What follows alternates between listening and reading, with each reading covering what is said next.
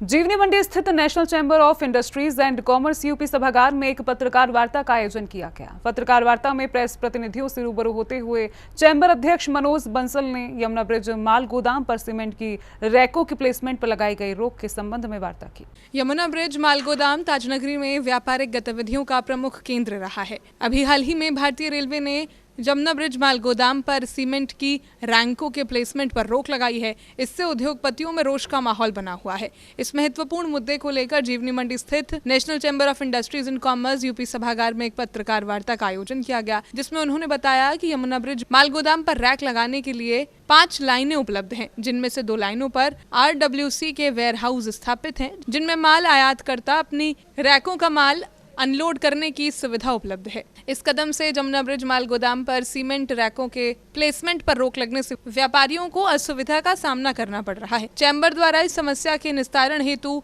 मंडल rail प्रबंधक आगरा, महाप्रबंधक Uttar Pradesh railway Prayagraj एवं रेलवे मंत्री भारत सरकार को भी पत्र भेजा गया है। इस समय हमारे जो खास तौर से सीमेंट व्यापारी भाई हैं, उनके लिए एक बहुत विकराल समस्या बन गई है। उनकी कोई भी रेक यमुना ब्रिज पे ना आकर के और कीठम और कुबेरपुर जो डाइवर्ट की गई हैं, उसमें वहाँ पे कोई भी वैकल्पिक व्यवस्था नहीं है।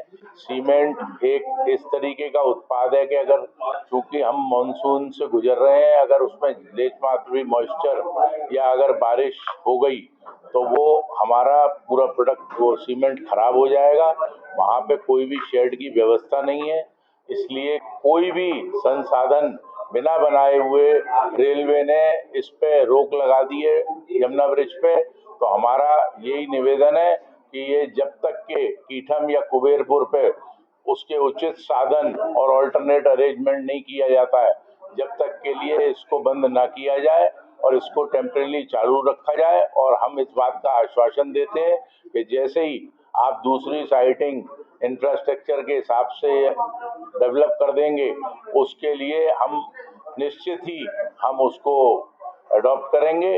लेकिन जब तक के लिए हमारी अपील है कि इस पे यहाँ पे इसको चालू रखें, अन्यथा जितने हमारे सीमेंट व्यापारी भाई हैं सबको सड़कों पे उतरना पड़ेगा। पत्रकार वार्ता में मौजूद रेलवे प्रकोष्ठ के चेयरमैन SN अग्रवाल ने कहा कि सीमेंट जैसा कंसाइनमेंट ठंडी हवा के संपर्क में आने से ही उसकी गुणवत्ता प्रभावित हो जाती है। इसलिए आयातित सीमेंट रैकों के प्लेसमेंट वाले माल गोदामों पर कवर्ड शेड का होना अति आवश्यक है। वर्षा ऋतु प्रारंभ होने जा रही है। वर्तमान में सीमेंट की रैक कुबेरपुर माल गोदाम पर स्थित दोनों लाइनों में से किसी भी लाइन पर कवर्ड शेड निर्मित नहीं होने के कारण सीमेंट की रैकों के प्लेसमेंट के लिए उपयुक्त नहीं है। मैं SN Agarwal, chairman railway cell, national chamber of industries and commerce, handling agents association of Agra का भी मैं प्रेसिडेंट हूँ और मैं रेलवे से वर्षों से जुड़ा हुआ हूँ। विडंबना यह है कि हम यमुना ब्रिज को इन्होंने बंद कर दिया तो हम कुबेरपुर चले गए और कुबेरपुर पर भी आदमी ये कहा कि वहाँ भी शेड नहीं है। मैं मानता हूँ, मगर एक गवर्नमेंट ऑफ इंडिया की संस्था है जिसने कि यमुना ब्रिज पर डेवलपमेंट किया हुआ है। वो ये उन्होंने 6 महीने से या साल भर से प्रार्थना दी हुई है कि मैं वहाँ एक लाइन और बढ़ा दूंगा और मैं सेट भी बना दूंगा। रेलवे का कोई एक पैसा भी नहीं खर्च होगा, न रेलवे का यमुना ब्रिज पर खर्चा है न वहाँ पर खर्चा है। वो अपना भंडारण शुल्क जो माल रखने का चार्जेज है, बहुत नॉमिनल चार्जेज है, वो लेती है। जितना माल देता है उतने के पैसे पर डे के हिसाब से लेती है। मेन समस्या ये है कि जितनी अराइवल यहाँ मतलब आगरा में अराइवल है, वो करीब 2000 वैगन प्रति मंथ आ रहे थे यहाँ यमुना ब्रिज पर। और अभी मैंने उसका रिकॉर्ड लिया है, कुबेरपुर में मात्र 1100 वैगन पूरे माह में आए हैं।